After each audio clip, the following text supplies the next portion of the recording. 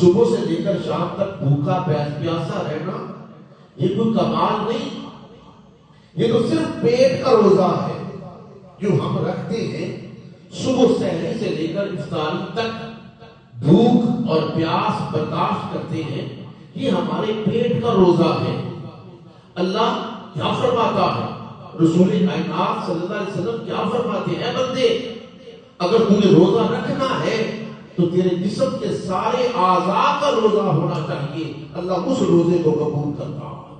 ہم کیا کرتے ہیں، صبح سے لے کر شام تک بھوک اور پیاس کر کے پیٹ کا روزہ تو رکھتے ہیں، نہ ہم نے کبھی آنکھ کا روزہ رکھا، نہ ہم نے کبھی کان کا روزہ رکھا، نہ ہم نے کبھی زبان کا روزہ رکھا، نہ ہم نے کبھی ہاتھوں کا روزہ رکھا، نہ ہم نے کبھی دماغ کا روزہ رکھا، نہ ہم نے کبھی پاؤں کا روزہ رکھا، نہ ہم نے کبھی دل کا روزہ رکھا۔ تو خدا کی قسم جس کے سارے اعضاء کے روزے نہ ہو، اللہ اس روزے کو مکمل ثواب نہیں عطا کرتا۔ آنکھ کا روزہ کیا ہے، یہ آنکھ کسی غیر محرم کو نہ دیکھے، ٹک ٹکی لگا کر نہ دیکھے۔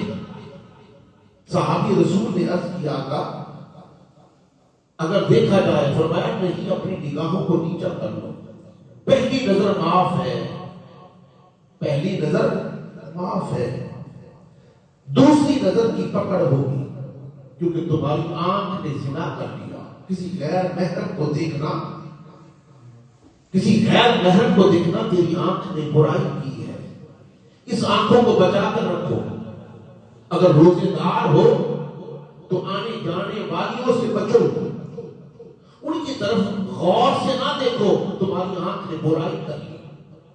یہ آنکھ کا گناہ اللہ کے رسول صلی اللہ علیہ وسلم فرماتے ہیں شیطان کے تیروں میں سے ایک تیر ہے۔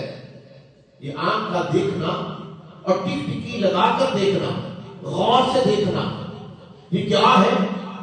یہ شیطان کے تیروں میں سے تیر ہے۔ یہاں سے برائی جنم لیتی ہے، یہاں سے برائی کا ابتدا ہوتی ہے۔ جب یہ آنکھ دیکھتی ہے پھر دماغ میں اس کی سوچ آتی ہے، پھر دل میں یہ بات جاتی ہے، پھر وہ اس کے ہاتھ حرکت میں آتے ہیں، اس کے پاؤں حرکت میں آتے ہیں، پھر وہ برائی کی طرف راغب ہوتا ہے۔ اللہ کے رسول نے فرمایا اپنی آنکھ پر کنٹرول کرو۔ یہ تو عام وقت نے فرمایا ہے، فرمایا جو روزے دار ہے وہ اپنی آنکھ کا روزہ بھی رکھے، اپنی زبان کا روزہ بھی رکھے۔ زبان کا روزہ کیا ہے؟ ادھر روزہ رکھا، ادھر زبان سے گالی نکالی، ادھر روزہ رکھا، ادھر غیبت کی، ادھر روزہ رکھا، ادھر کیا کیا؟ اپنی زبان سے چگلی کی، حسد کسی سے یہ کر لیا، اپنی زبان سے ایسی باتیں نکالی جو نہ خدا کو پسند ہے نہ مصطفیٰ کو پسند ہے۔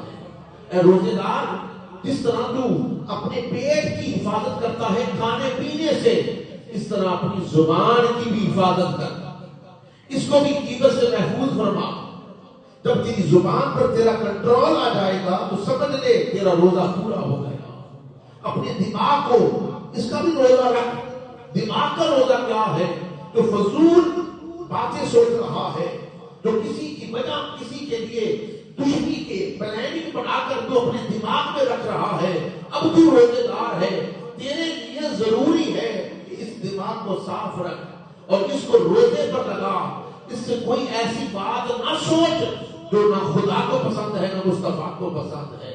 ان ہاتھوں کو بچا کے رکھ، کن لوگوں سے، ایسی عورتوں سے، ایسی چیزوں سے بچا کے رکھ جو حرام کی طرف بندے کو لے کر جاتی ہیں۔